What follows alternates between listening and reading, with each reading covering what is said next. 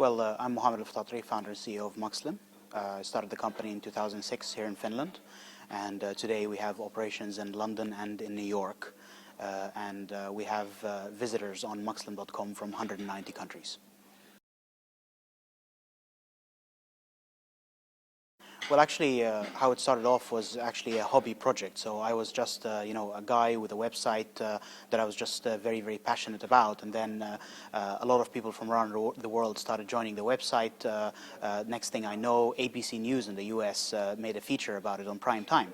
And that was the moment when really the amount of traffic has increased rapidly, and Helsingin Sanomat here in Finland picked up the story, after which I got a lot of calls from both international and local angels who were interested in kind of transforming this hobby project into a business. And I found one of them that I like to work with, and then I ended up starting the company, and the rest is history. So the story goes that when I came to Finland, I went online trying to connect with my community. And I was so surprised to find that many of the networks that existed were either heavily political or religious. And I realized that, when we have 2/3 of our community under the age of 35, people actually want more than that. They are interested in lifestyle, music, entertainment, fashion, sports, etc. So that was, at that time, YouTube was just starting, and it was not easy to find lifestyle content for our community, even on those mainstream sites. Now, of course, today, with how advanced those sites have become and the wide array of content that they host, of course, it's much easier, and that actually led to a few transformations in our strategy as we evolved and matured as a company. But in the beginning, it was very hard to find that stuff, and that's why, just basically for my own need, I started this site so that I could find content a little bit easier. About 1 year after we actually started the company, we received venture capital financing, and we started to basically hire people, and we had a business plan, and we were executing it. And a year after the first funding, we actually had more visitor numbers than any other lifestyle Muslim network in the world. So we effectively became the largest.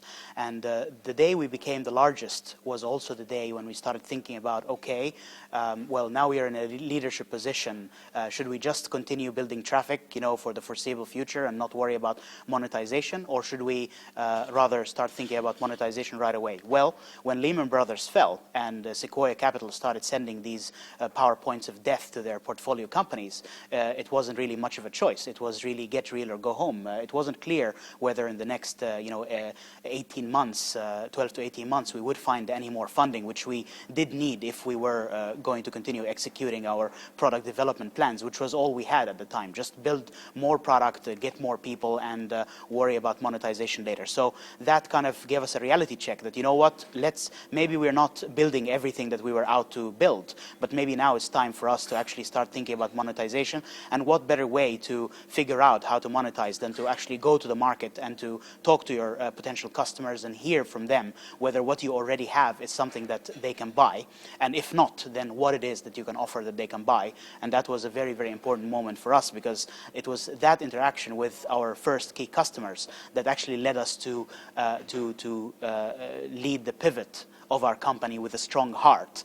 We were not destroying anything that we had before, but we were just building around it, because what we had before in terms of the timeline and the maturity of the global Muslim consumer market was just not something that we were going to be able to monetize right away. So we had to start diversifying our products and offering larger companies entry-level services, so that after a while, when they have explored the market, understood the market, developed some products or marketing messages that would work with this market, then they can ultimately start advertising on our network. But in a certain way. Well, pressure is actually is a constant for startup entrepreneurs. So there was pressure all the time. However, that pressure changed when that period happened, when the financial crisis started and the investment markets, really dried up for early stage companies that are pre-revenue. We were very much pre-revenue. The pressure for 1 year after funding was just how to build all the products that we promised to build and how to just grow traffic, which we were doing. But the pressure suddenly transformed into how can we actually monetize, and that was a completely different game. So it required a different set of skills. It required that we step out of our comfort zone, and yes, we had a very nice office in Otaniemi where we had all the tech team, and we were basically tightly knit and building products. But then when the pressure to actually monetize came, we had to make bold moves. We entered the UK market, and then we learned a lot from that, and then we applied that knowledge to the US market, which we again very, very boldly, with only a few months of runway left, which would kind of be unthinkable. It would be absolutely insane for someone to kind of think of that out of the box, that hey, we only have a few months of runway, let's go to the US market. It sounds really out there, but we had to do it because it wasn't really a choice at that time, and I'm very happy we did because now it's paying off. You know, it's funny how sometimes when you basically build a business plan, when you attract, venture capital investors, etc., it is sometimes shocking how the world can change in like 12 months.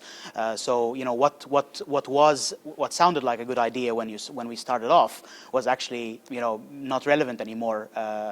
When the financial crisis hit. So yes, it was actually in some cases a tough sell to carry out that pivot with our partners, with our investors, with our employees even, because we needed a completely different skill set. We needed to start looking at the market in a completely different way. Suddenly, actually, what made our company survive and what made our company grow was not actually building good social media products and attracting more visitors, but it was actually how are we going to get these first customers to actually pay for something that we do, and then grow the company from there. So yes, there was resistance both internally and externally. It was a time when we had to do a lot of soul searching, and I think that there was a risk, obviously, at that time to go too much in the direction of, okay, let's just satisfy our B2B customers because these are the ones that pay our bills, and let's forget about the users. And I think that we kind of alternated between those two sides in the beginning a little bit till we kind of found out what is the right mix and what is the right balance. So yes, it was actually very, very tough, but again, it was necessary. Like, let me give you an example. This is, for example, one of the market reports that we've done, and we actually utilize a lot of sort of social media analysis and online conversation, processing and stuff like that to basically figure out what do consumers want from a specific company, and we then basically couple that with on-the-ground information from a network of experts that we have again been putting together. So actually all of these experts, they were not kind of created by our company. They were actually already there, but there was no kind of unifying umbrella brand that kind of took all of that expertise and packaged it in such a way that a large Fortune 500 company could actually come and buy it. And that was us. We could do that. And the fact that we had Muxlin.com and such a large global network of consumers, it kind of validated that we are in touch with consumers and we are the ones that really know what consumers want, and we will help those companies hit the markets basically as fast as possible. So I didn't think neither when I started this project as a hobby, nor when I actually wrote my first business plan and raised funding, that one of my products down the line is not going to be banner advertising or social media advertising. It's actually going to be an information report, a printed information report. I never thought that would happen, but it's a necessity, and it is something that is actually one of our biggest sources of revenue today. Of course, some questions could be raised about the scalability of this model, but because, is it consulting? Is it us spending hours and hours with the client trying to help them navigate the market? It's not exactly that, because at the end of the day, we're still using analytics, we're still leveraging our platform and our basically brand in the marketplace to make this job easier, and we are running a global operation with a team of 15 people. So it is still very, very lean, and I believe also very scalable.